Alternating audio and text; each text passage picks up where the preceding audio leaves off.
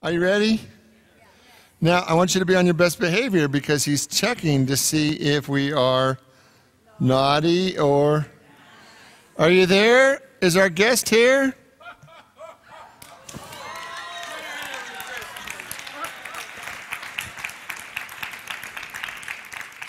Thank you, Reverend. Well, thank you. Thanks for coming. Doesn't he look fabulous? We are so excited to have you here tonight.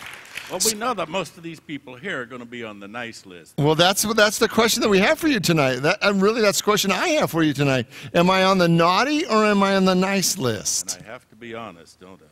Well, not in front of all these people. You could just say I'm on the nice list. Well, Richard, for years you've kind of varied back and forth. Yes, we know. Ever since you were a little guy. A little guy.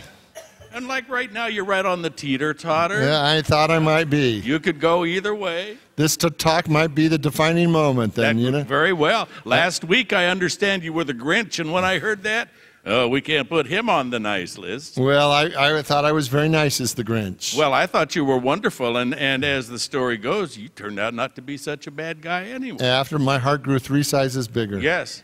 Now, we have one here tonight that I'm wondering about. Your music director? Uh-huh. I have it on pretty good authority. He wants to eliminate the letter R from the English language. Well, I think you'd have to be in the choir to know that. It was a choir member that told me that. I bet they gave it up. And you know, I see problems coming from that. I can see problems myself. Would we have to address you as Wevelin Richard Watches? I think we would. Yeah. So he's kind of, you might watch him. He's right there. We feel very blessed to have him here. So Santa, we've all been working very hard for your arrival. Yes. The kids are waiting for you to go next door. Yes. So I don't want to keep you for too long. Okay. Is there anything else that you'd like to say to us? Anything that I would like to say to you other than where you might be on the list? Well, yes. Yes. Well, I think most everyone in here is going to make it. There's a couple of them a little iffy. For you, Richard, I'll go ahead and tell you. I think you've made it this year. All right, good deal. Can we give a nice round of applause for Santa? And he's going to be with the kids tonight. Santa, thanks for being here as always. Thank you. Can I get a hug? A Santa hug?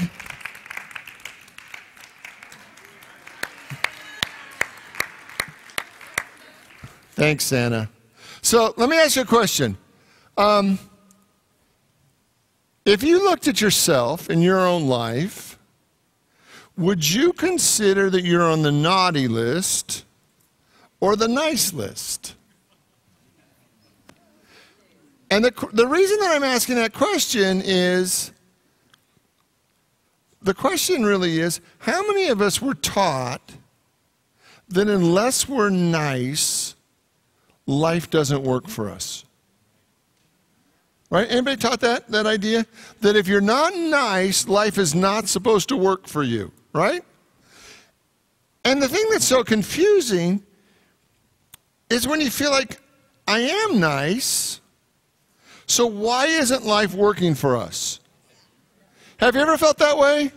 Like, have you ever been disappointed that you feel like you're doing all the right nice things, and maybe life hasn't worked for you at the level that you wanted it to work for you? It's a little aggravating. Because for so many of us, we bought into this idea that if I'm nice, I get rewarded. If I'm naughty, I should get punished. And what if that's not spiritually true? One happy soul. Woohoo! Right? One happy soul. Like, well, I wish somebody would have told me that in my 20s, right? And what I want us to look at tonight is the cool thing about the way that we celebrate Christmas is that we have taken traditions from all over the world, like St. Nicholas, and incorporated them into our spiritual practice. And if they've made it this long, what I'd like you to see is that there's truth there. And when we take it to the next level of really understanding what the spiritual truth is, it really deepens and broadens our Christmas experience. How many of you, when you were kids, made a list of what you wanted for Christmas? I did. And our list had to be done by Thanksgiving. I know it was a little nuts, but our list had to be done by Thanksgiving. I said it on Sunday, how important it was for my mom to get us exactly the right thing. And we had to have our list done by Thanksgiving. If it wasn't done by Thanksgiving, all bets were off. Not that we ever didn't, but it was expected to be done by Thanksgiving. And so what I want us to look at tonight is I want you to make your own Christmas list today. Did you get a piece of paper when you came in? And I want you to be willing to have a Christmas list again. And there's three things that I want on your Christmas list this year. I want what you want, what you need, and what you want to give. And I want to talk about each one of these in a deeper way.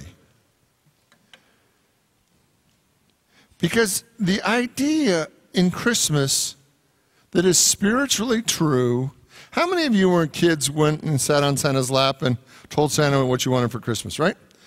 I want you to look at that as a universal spiritual principle, okay? So here we are as adults now, and I want to take you back to what's the spiritual significance, right?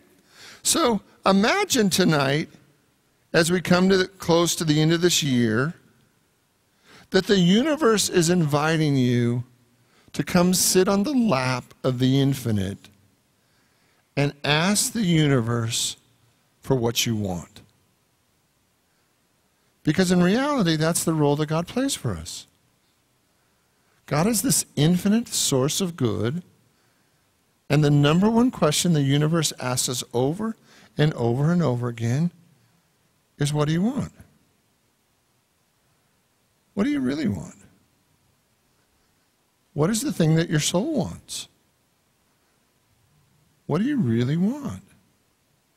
And sometimes it's amazing to me how much time we spend not knowing.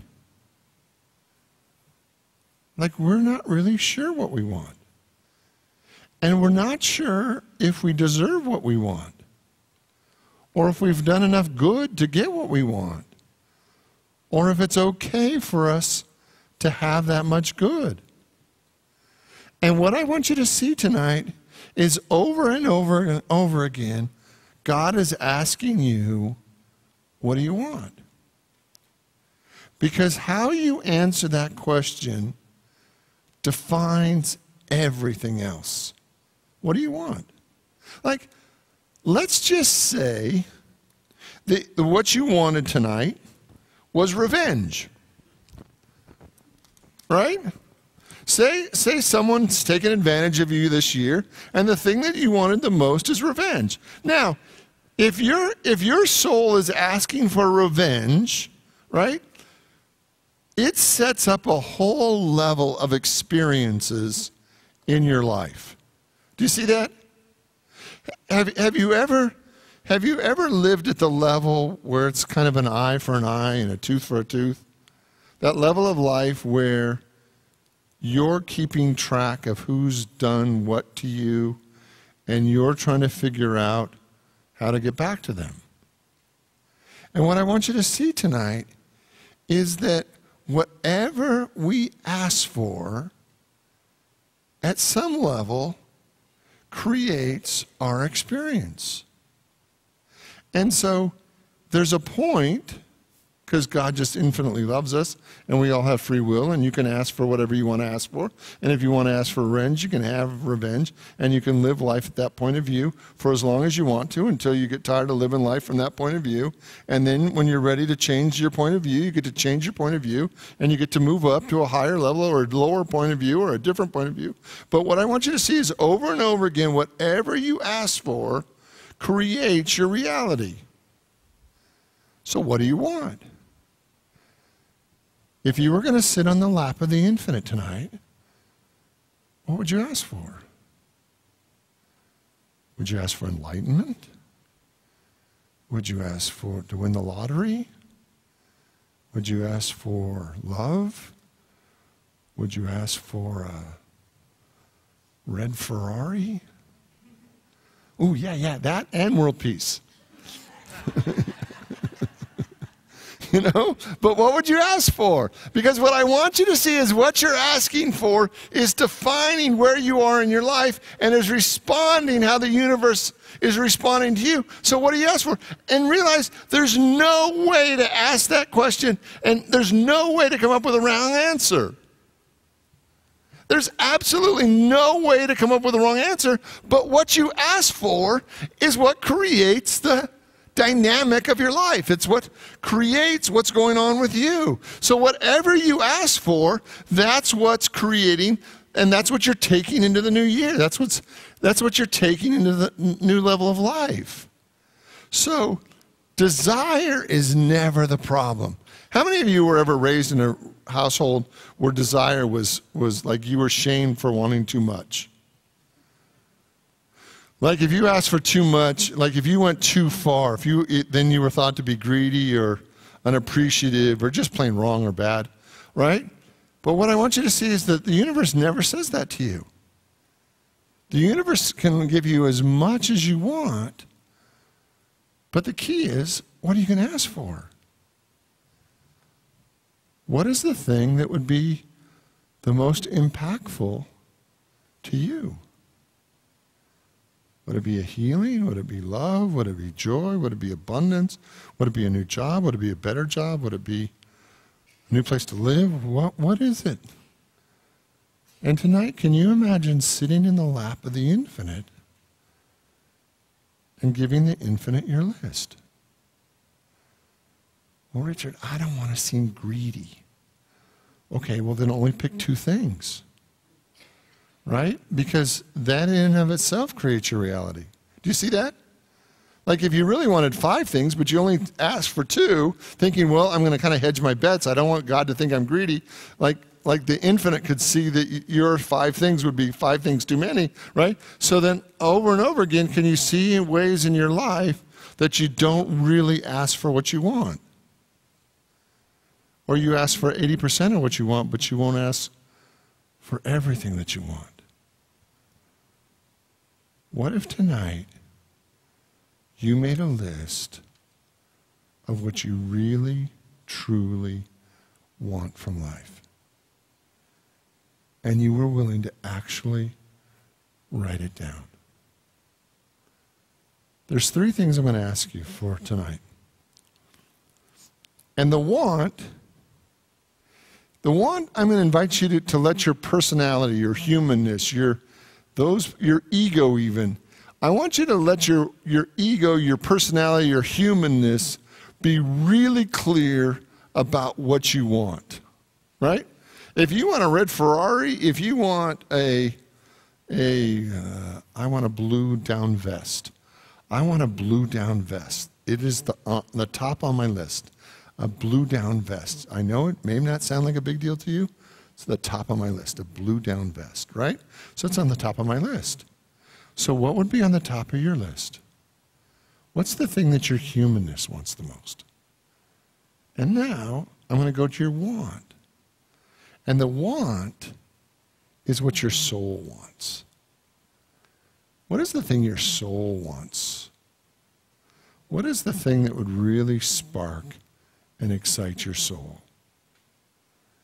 And the third thing is, what is the thing this holiday season that you want to give?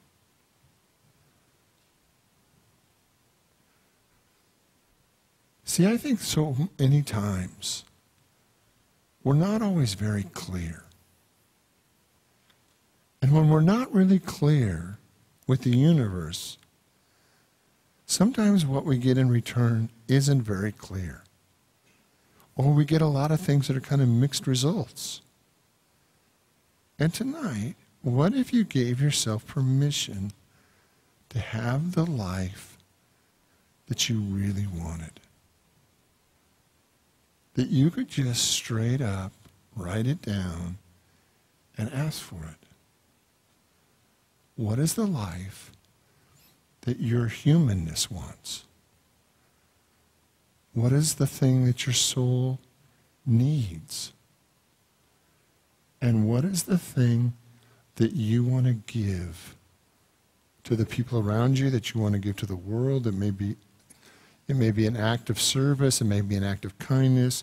It may be your gifts or your spiritual gifts. What is the thing that you want to give?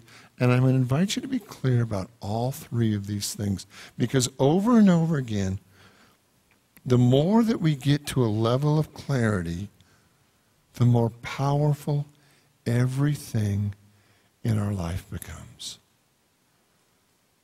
Okay, so I want you to just take a moment, and I want you to close your eyes,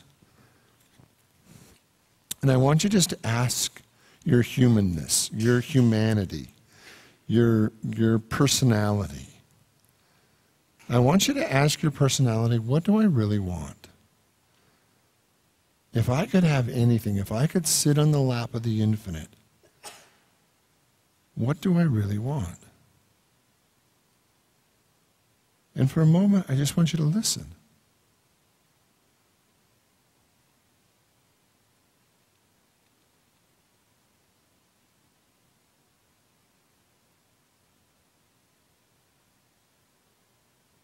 And now I want you to ask your soul, what do I need? What does my soul need in this life? Is there anything that I haven't been paying attention to? Is there anything that I haven't gone deep enough to really ask for? What does my soul truly need? Is there anything that I haven't been aware of? What does my soul truly need?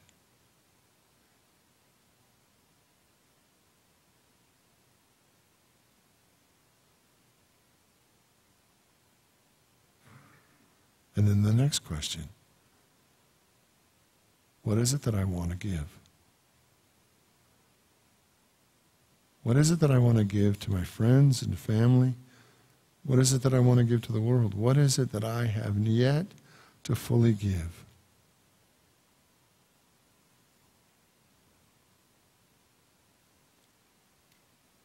And I want you to listen to what Spirit gives you.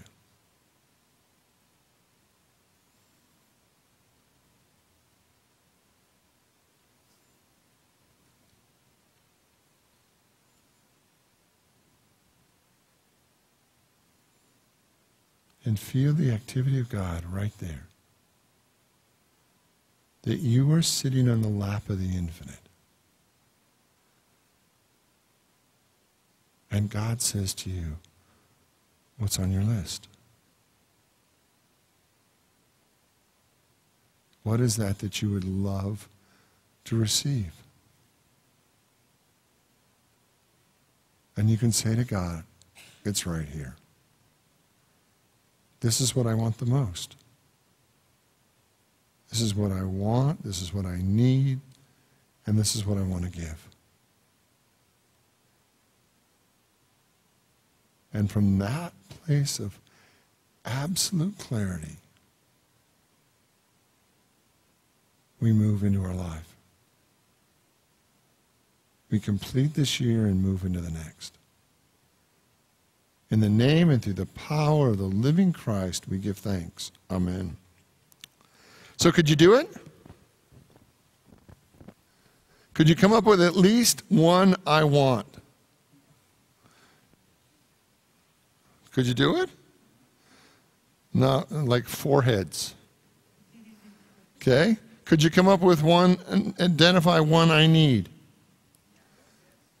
Could you come up with one area that you want, at least one area that you want to give? And can you see that when we bring it down to this level of simplicity, how everything gets easier? Now, if you look at your I want, does your I want look too big? Anybody's I want look too big? How fun is that, right? Because the bigger your I want, the more you get to really put God to the test. If God is infinite, then your I want gets to be huge, right? And how deep could your need be?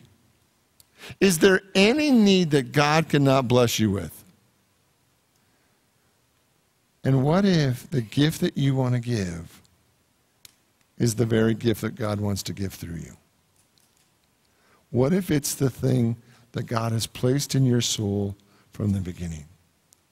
I want, I need, I give. You willing? God bless you all. Thank you for being here tonight.